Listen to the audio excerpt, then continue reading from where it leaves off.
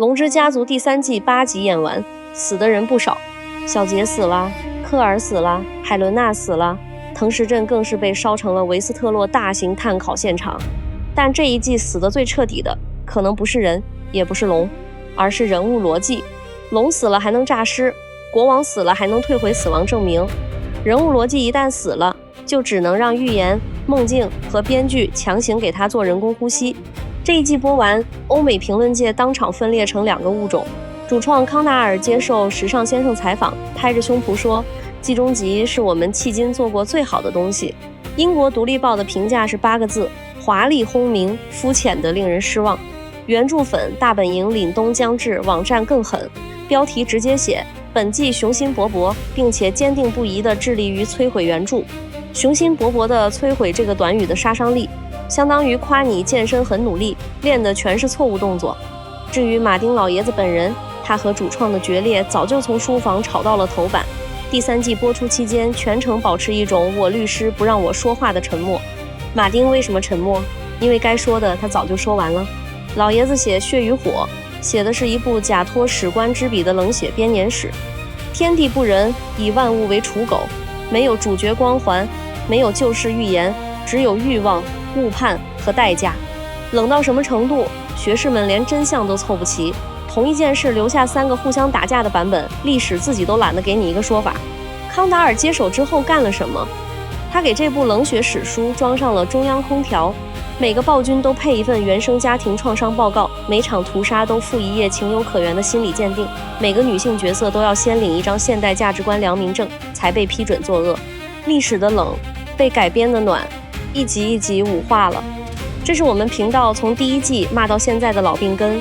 第3季病終於入了骨。今天這場審判，每一個被告的傷口最後都能追溯到同一把手術刀。連媒體都打成這樣，咱們觀眾更有資格開一場人物審判大會。所以今天不複述8集劇情，只問4個問題：誰是這一季少數真正被寫活的人？誰號稱算盡天下，到了決戰才發現手裡沒有一張牌聽自己的？誰從赫倫堡最大的謎團變成了獨眼王子的綜合服務台？還有最重要的，8集演完，到底誰被編劇毀得最徹底？先定評判標準。角色變壞不等於被毀，角色失敗也不等於被毀。一個人只要知道自己想要什麼，為什麼這麼做，而且每一步都能從前一步長出来，哪怕他殺人、發瘋、騎龍燒城，他仍然是一個完整的人。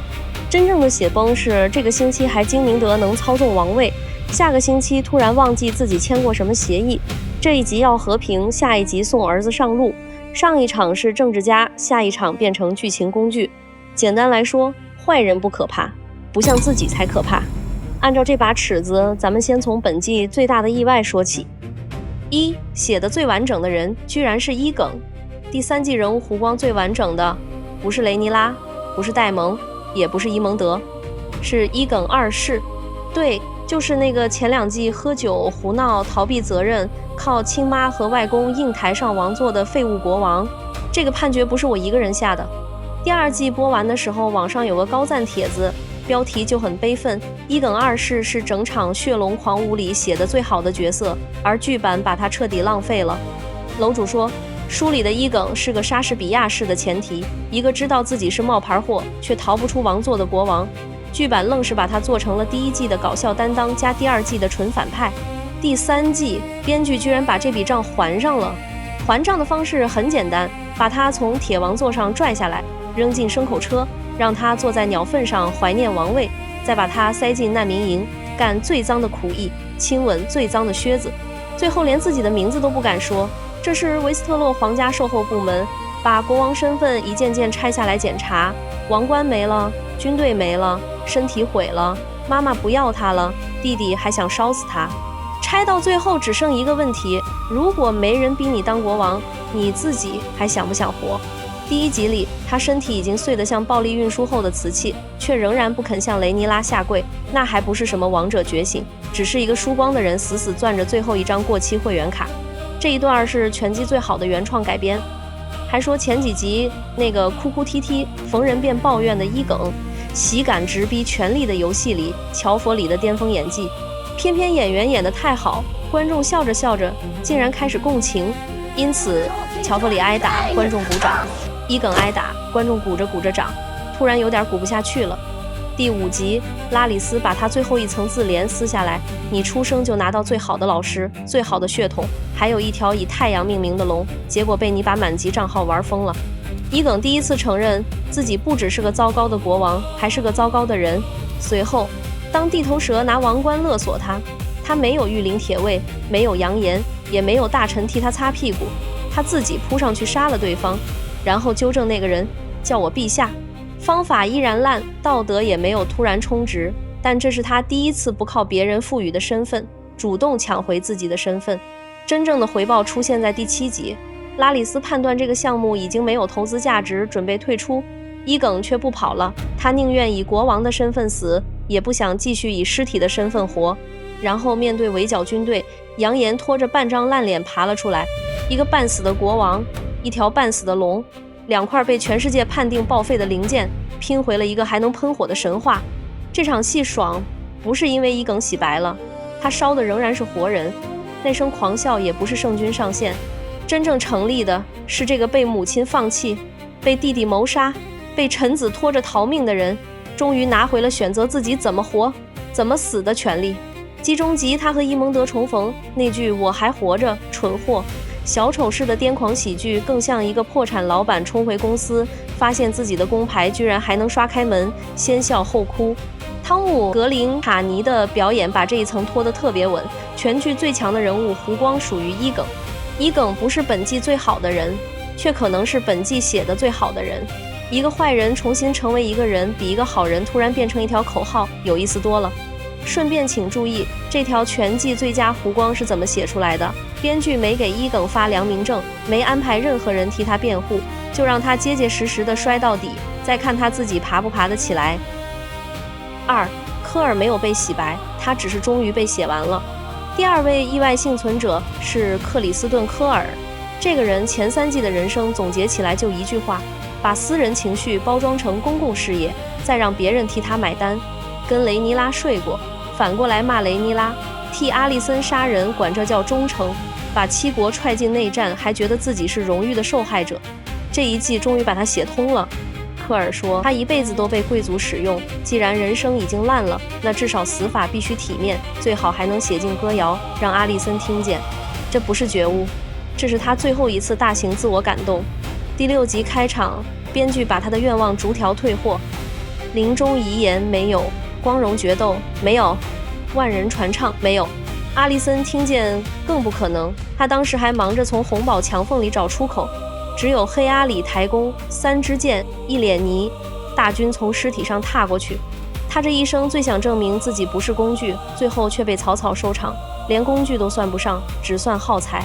河間地騎士對着科爾的屍體說：不會有歌謠傳唱，你死得多勇敢，勇王者。原著粉等這句話等了2季，劇版沒讓騎士說出口，但讓整場戲替他說了。這不是洗白，這是結賬。人物沒有變高尚，但他的慾望、虛榮、自欺和結局終於連成了一條線。最有意思的是戲外，扮演科爾的法比安·弗蘭克爾在告別採訪裡說，他被觀眾罵了整整5年，罵到經常分不清大家恨的是角色還是他本人，結果角色一死，全網突然開始給他送花。他的原話大意是，這跟過去5年的純粹仇恨太不一樣了。我很欣慰大家終於意識到，我不是克里斯顿·科爾。你看，連演員都熬出頭了。科爾死得很慘，人物卻沒有被毀，恰恰相反，他臨死前才第一次完整。3. 戴蒙沒有被寫崩，只是終於被自己的暴力教育了一次。說完整季不能繞過戴蒙，因為雷尼拉的黑化不是獨自完成的。他每次对暴力還有一點遲疑，戴蒙就像紅寶金牌導師一樣，在旁邊提醒，別想那麼多，你手裡有龍。這句話單聽像勵志演講，配上戴蒙那張臉，像燃氣公司教你用打火機檢查漏氣。主創康達爾在採訪裡還給自己頒過一枚獎章，說他打在這部劇上的個人印記是相互保證毀滅，人人手握核武器的戰爭博弈。先別急着鼓掌，這個立意壓根兒不是他的，是老馬丁的《血與火》。整本書就是一部龍版核冬天編年史，寫在劇集立項之前20年。康達爾的原創貢獻是給每顆核彈頭都配了一位心理諮詢師。不過得說句公道話，戴蒙這條線恰好是全季少數沒被諮詢師禍害的。戴蒙這一季其實有3條線，第一條是他的自信也會翻車。奧蒙德交出假戴倫時，戴蒙看一眼銀髮，看一眼紫眼睛，簽收。堂堂騎龍幾十年的坦格利安活字典驗收王室血統的流程，跟菜鳥驛站取快遞差不多，取件碼對上，包裝沒破，拿走。他還提前宣布戰爭勝利。維斯特洛裡只要有人說我們贏了，性質基本等同於恐怖片裡說我去就回。第2條是他勉強學會做父親，他終於理解雷尼亞為什麼豁出命馴服偷羊賊，也承認自己過去沒有保護好女兒。溫情剛冒頭，他處理家庭矛盾的老辦法又回來了，不把女兒接回去，先殺個無辜牧羊人，把腦袋拿回君臨交差。別人表達父愛靠擁抱，戴蒙表達父愛靠制造無頭懸案。第3條也是最重要的一條是藤石鎮。順帶一提，把戴蒙放到藤石鎮前線，原著裡根本沒有這回事兒。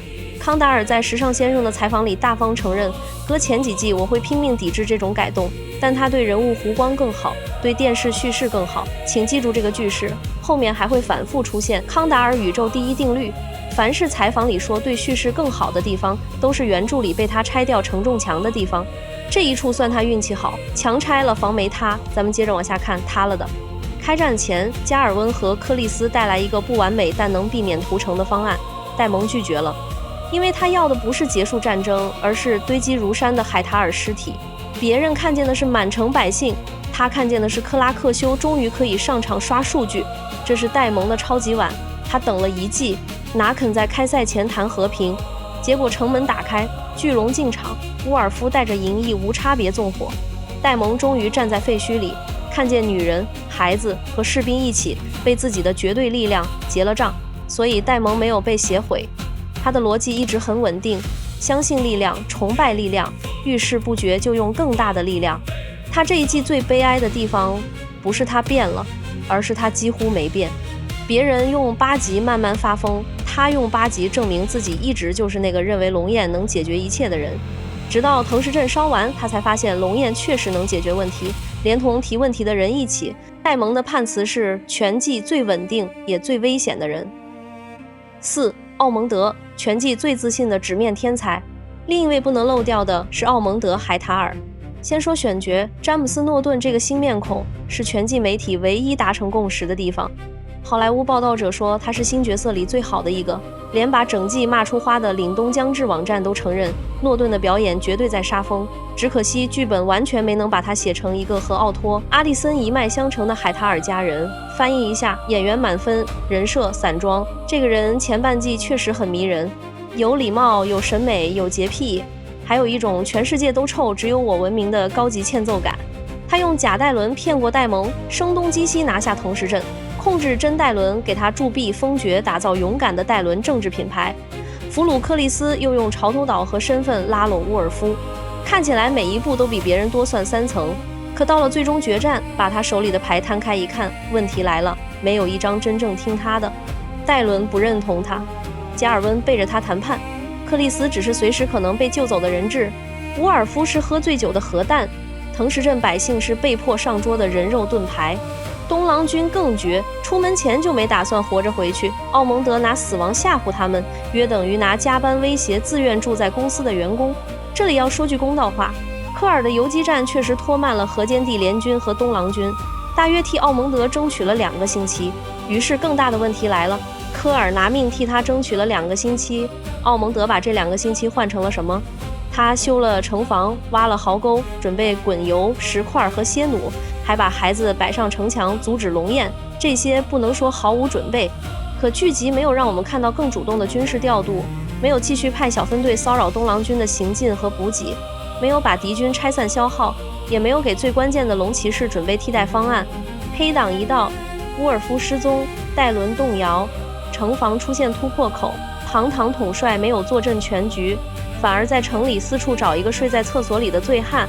主帥親自滿城找人，效率低得離譜。他謀劃了一整季，最後的指揮系統居然是先找到烏爾夫再說。更致命的是，奧蒙德當初靠什麼撬走烏爾夫？靠戴蒙對烏爾夫的羞辱。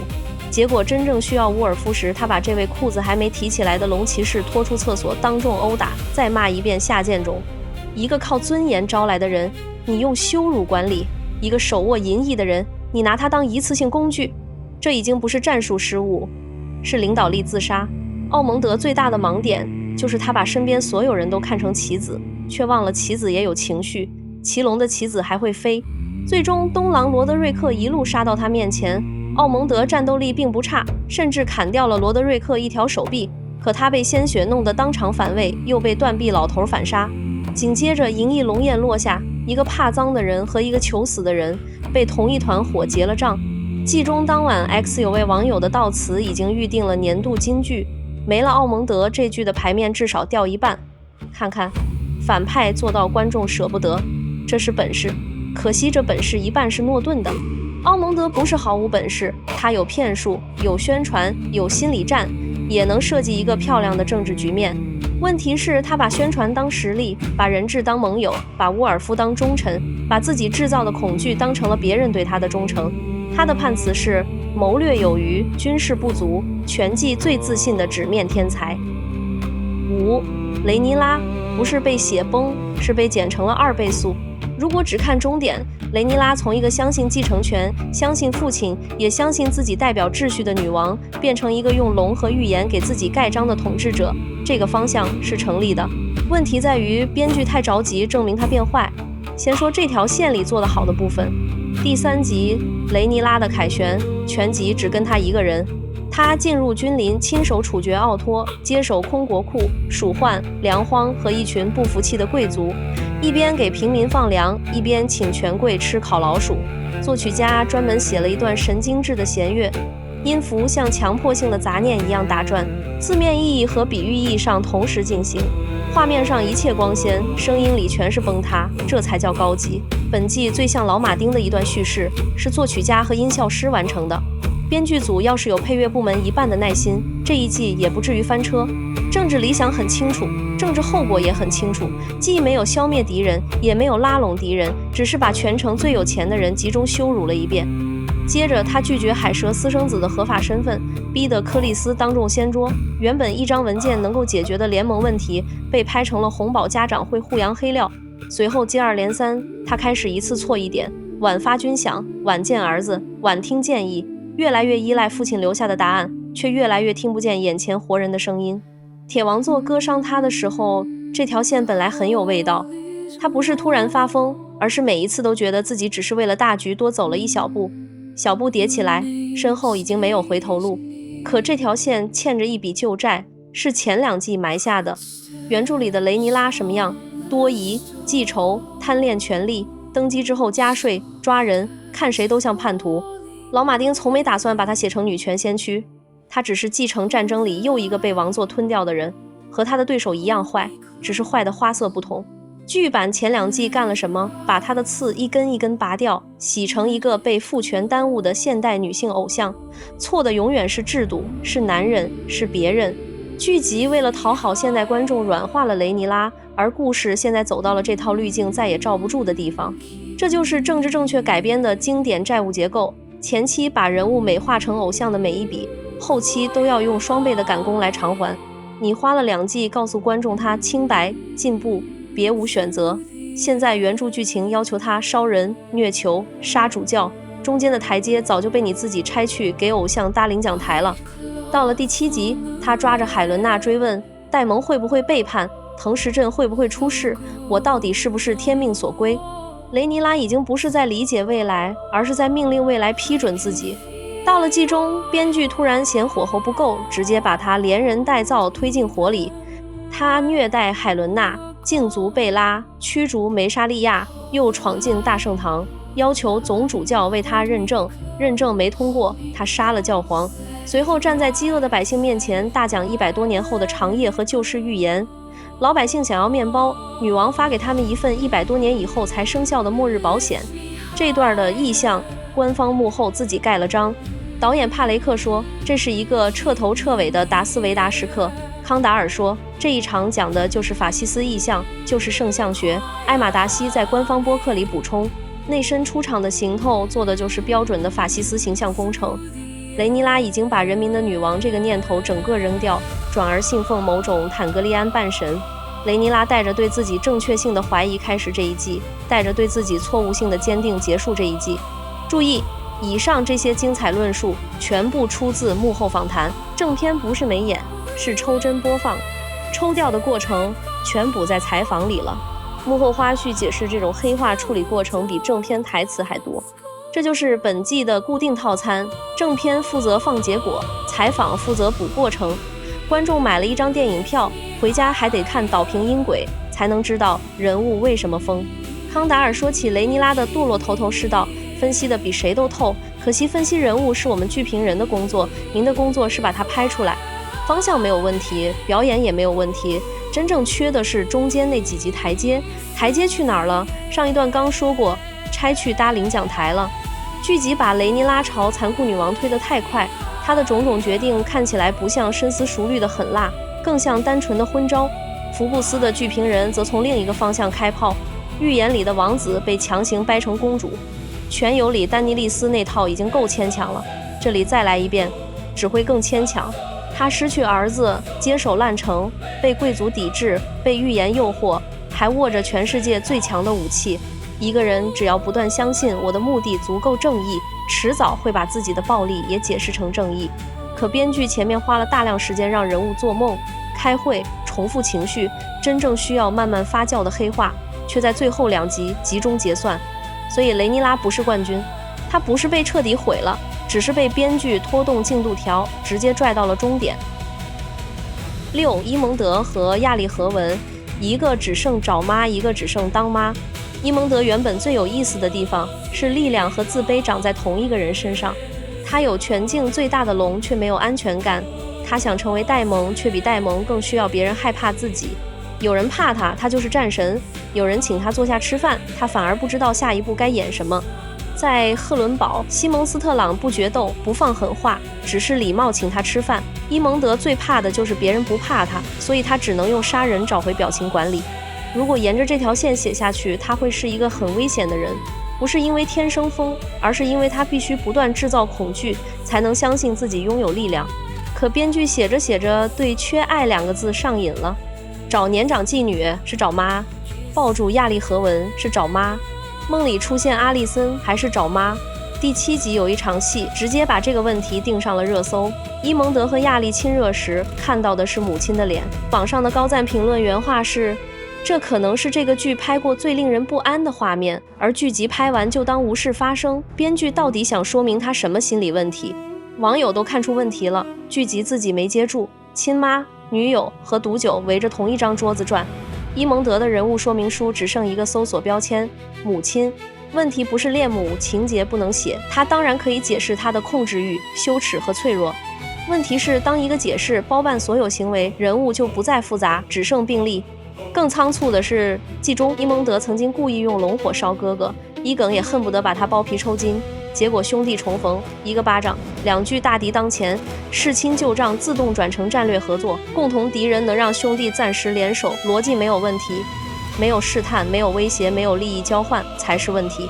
伊蒙德被越寫越小，亞利河文則被越解釋越薄。他剛出現時像赫倫堡本身，年齡不明，真假難辨，會操縱夢境，也可能根本不是普通意義上的人。你不知道他是在救伊蒙德、利用伊蒙德，還是把伊蒙德養成赫倫堡下一件收藏品。神秘感本來是他最大的力量，後來他開始同時擔任醫生、戀人、母親、替代品、心理諮詢師、預言客服和龍蛋倉庫管理員，一個人幹6個崗位。赫倫堡是真的不給編制。到了季中，劇集又一次性交代他活過黑心赫倫的年代，曾失去孩子，還被永生詛咒。這套背景故事在《血與火》原著裡一個字都找不到，純劇版原創。謎底一揭，那個讓人不敢靠近的女巫突然有了完整的產品說明書。女巫當然可以流淚，可以愛人，也可以有母性。神秘人物擁有真情，本來能讓她更立體。問題是劇集跳過了最重要的過程。他為什麼選擇伊蒙德？看上的是他的力量、孤獨，還是未來用途？他最初是在操縱他，後來才動真情，還是從一開始就在保護他？他希望這個男人變成什麼？當他發現伊蒙德不會改變時，為什麼還一次次救他？這些都沒有真正展開。於是他的眼淚不是人物深化，更像編劇貼上去的一張標籤。注意，他其實有感情。最可惜的是，兩人的問題互相吞噬。伊蒙德越来越只剩找媽媽，亞麗越來越只剩給他當媽媽。兩個人談了一季黑暗浪漫，最後共同完成人物縮水。伊蒙德的判詞是被簡化的最厲害，亞麗和文的判詞是全季最被解釋壞的人。7. 海倫娜命運最慘，但不是寫的最差。如果問這一季誰的命最慘，答案很可能是海倫娜。她看得見未來，卻改變不了一句台詞。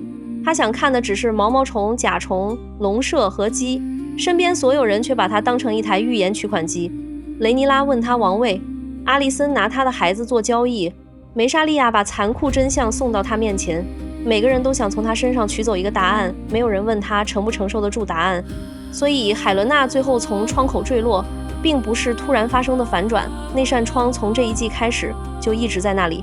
他想要的農舍、孩子和安靜生活，只在世界徹底毀滅以後才可能出現。他擁有完整劇本，卻從來沒有修改權限。扮演海倫娜的菲亞薩班則給了這場死亡一個溫柔到殘忍的注腳。海倫娜一生向往的是自然和外面的世界，所以她最終真的把自己拋向了世界。這裡面有一種詩意，老觀眾還會認出另一層回聲。100年後，托曼國王也是這樣從窗口離開的。權力的遊戲宇宙裡，心軟的人最後都走窗戶，心硬的人才走正門。真正令人不舒服的是，劇版給了海倫娜看見一切的能力，卻幾乎拿走了她選擇任何事情的能力。她越來越像一個高級劇情接口，需要暗示的時候說一句，需要推动別人發瘋的時候做一個夢，需要引爆君臨的時候從窗口離場。臨走前，她還留了一份遺產，一副繡品，上面繡着她自己的墜落和雷尼拉血色的統治。人物命運被毀得最慘是海倫娜，但被編劇寫毀的冠軍還不是她。因為至少從他想要一間農舍、幾隻雞，到最後發現這個願望永遠不會實現，他的情緒是連貫的。8. 現在公布答案，第3季被編劇毀得最徹底的人是阿里森。先把鍋分清楚。有人說奧利維亞·庫克怎麼看都不像一窩成年兒子的媽，恕我不同意。問題從來不在庫克，他能演的都演了。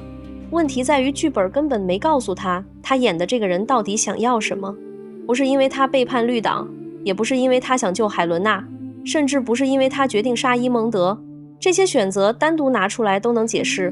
一個母親發現兒子已經成為無法控制的核武器，為了救女兒和未出生的孩子，決定犧牲另一個兒子，這完全可以成為一場悲劇。真正的問題是，編劇沒有把這些選擇寫成同一個人走出來的路，他們只是每周給阿里森換一份工作。第1集，他還是能拿捏伊蒙德的母親，他用一個吻、一點溫柔，把獨眼核彈遙控去了赫倫堡。第2集，他幫雷尼拉打開君臨，解散守衛，這按理說是他人生最大的一次政治下注。順便說一句，阿里森開城門這個改動原著裡同樣沒有，這是對《血與火》正史的重大改寫，而馬丁本人早就公開批評過這個劇，對他的故事不管不顧。原著裡君臨怎麼丟的？守軍望風而降，城門是被局勢打開的，劇版非要把鑰匙塞進阿里森手裡，塞就塞吧，你倒是把握鑰匙的這只手寫清楚啊。可雷尼拉入城後，阿里森不是坐下來談條件，也不是等盟友兑現承諾，而是突然收拾行李跑路，然後被士兵當戰利品抓回來。你是內應還是搬家公司？你親自下令撤掉城防，敞開城門，自己再和逃难的老百姓從同一扇门往外逃，早幹嘛去了？被抓回後，他看着雷尼拉處決奧托，城是他開的，父親因為這場交易死了，自己卻連交易完成後的最低安排都沒有。到了第5集，他為了替海倫娜掩蓋懷孕，能當眾喝下一整杯月茶。這場戲本想表達他願意用自己的身體保護女兒，可拍出來的效果又廉價又滑稽。第6集，他又向雷尼拉交出伊蒙德的位置，答應親自把兒子引出来，用伊蒙德的命換海倫娜的自由。在雷尼拉的威逼之下，他也沒有表現出半點對自己開城投降的悔意。第7集，他真的端着毒酒進了赫倫堡兒子的寢室，毒酒這場戲播出當晚 ，X 服務器差點被阿利森竟然毒親兒子刷爆。媒體盘點的觀眾反應裡，震驚是出現頻率最高的詞。這一串動作乍看像完整悲劇，奧托當年把女兒做成籌碼，阿利森如今又把兒子做成籌碼。海塔爾家最穩定的傳統不是燈塔，是把親人放上談判桌。可阿利森每次重大轉變之間都缺少真正的選擇過程。他什麼時候徹底放棄伊蒙德？他如何看待父親因自己的交易被殺？他是否後悔打開軍營？他對雷尼拉還有信任，還是只剩恐懼？他從我要阻止戰爭走到我要親手殺兒子，中間那場最重要的戰爭本該發生在他心裡，劇集卻沒有耐心拍。他把阿利森從一個政治人物改造成了一條劇情物流通道，需要雷尼拉进城時他是鑰匙，需要表現雷尼拉冷酷時他是人質，需要海倫娜脫險時他是母親，需要伊蒙德中毒時他又是刺客。每一個功能都能用，合在一起却越来越不像一个大活人。最要命的是，剧版既想保留他的政治責任，又不肯讓他真正承擔野心；既想讓他為戰爭贖罪，又不斷替他強調別無選擇；既想讓他做出最狠的決定，又想保住他是和平受害者的道德濾鏡。最後的結果就是他做了全季最主動的背叛，卻仍然被拍成全季最被動的人。這套操作的病根還是開場說的那4個字：政治正確。原著裡的阿利森是什麼人？維斯特洛頭號野心家，丈夫屍骨未寒，他就夥同父親發動政變奪位。綠黨的綠就是他宴會裙的顏色。他壞得堂堂正正，壞得有始有終。讀者恨他，但沒有一個讀者看不懂他。劇版從第1季就開始給他做無害化處理，野心改成孝順，政變改成誤會。老國王臨終說胡話，他聽差了。靠聽差發動政變，這是維斯特洛權力鬥爭史上最大的一起工商認定。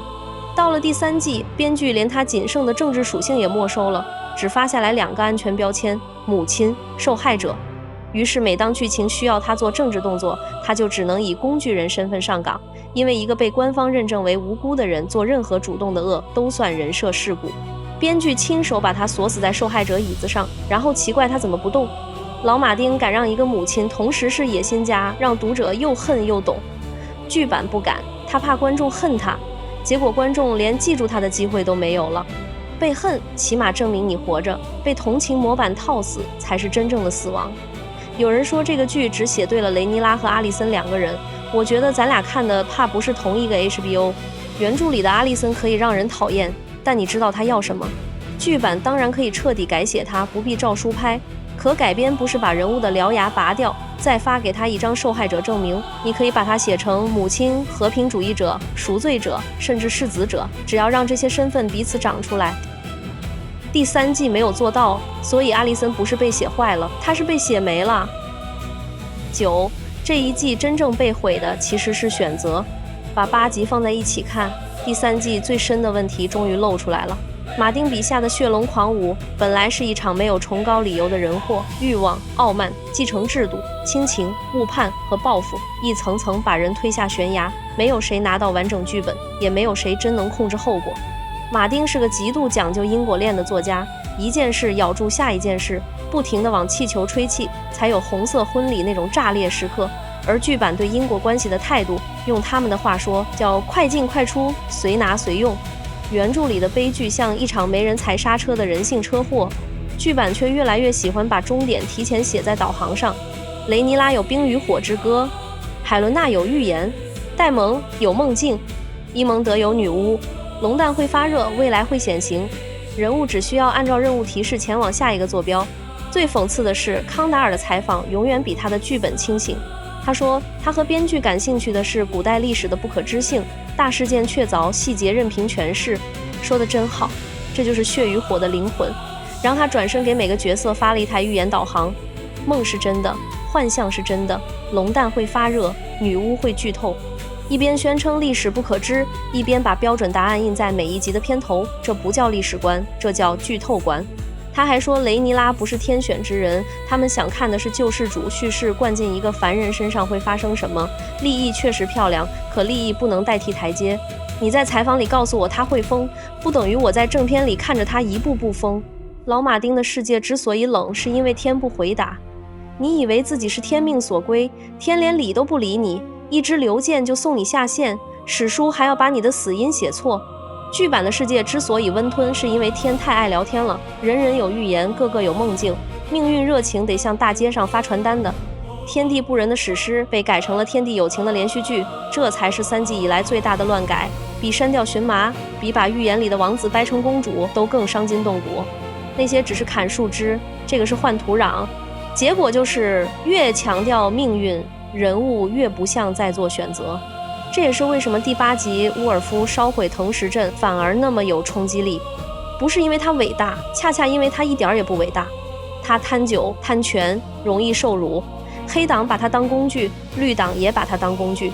奧蒙德一邊許給他身份和潮頭島，一邊真正需要他時又忍不住像戴蒙一樣當众羞辱他。一個手握核武器的下屬，你最不想在他臉上看到的表情就是憋着火的怨恨。然後这個醉漢騎上銀翼，不忠於黑，也不忠於綠，只忠於自己剛剛被煽疼的那張臉。2支軍隊、滿城百姓和所有宏大戰略被一個人的羞恥和報復心拐走方向，這才像血與火。歷史不是預言按下確認鍵，歷史經常就是一個掌權者沒忍住那一巴掌，一個受辱的人手裡恰好有一條龍，然後全世界替他們結賬。所以第3季不是完全失敗，它有伊耿和揚言從泥裡爬回來的完整弧光，有科爾3支箭結清3季爛賬，有戴蒙在廢墟裡第一次直視力量的代價，有休夫抱着妻子終於明白巨龍救不了最想救的人，也有羅德瑞克完成城門開了再死的北境承諾。這些段落為什麼好？因為人在裡面做出了選擇，而且付出了代價。那些最令人出戏的段落也都有同一個毛病，人物不是因為自己會這麼做才行動，而是下一場戲需要他們站在那裡。獨立報給整季的判詞是華麗轟鳴卻膚淺的令人失望，如果還要再補4個字，就是不敢冷血。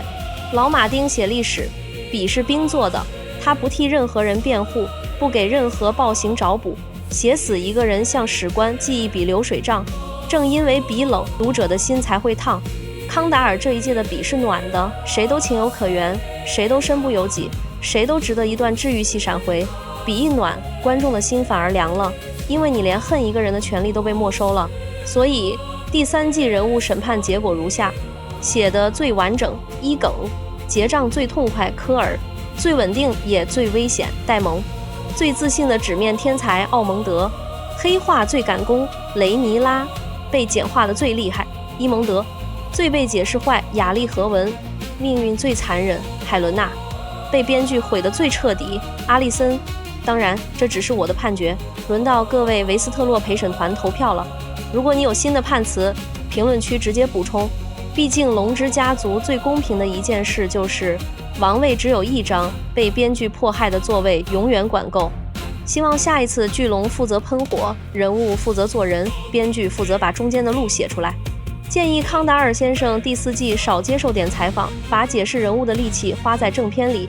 我是露天電影院，喜歡這種有誇有罵、專治維斯特洛各種不服的毒舌總評，記得點讚訂閱。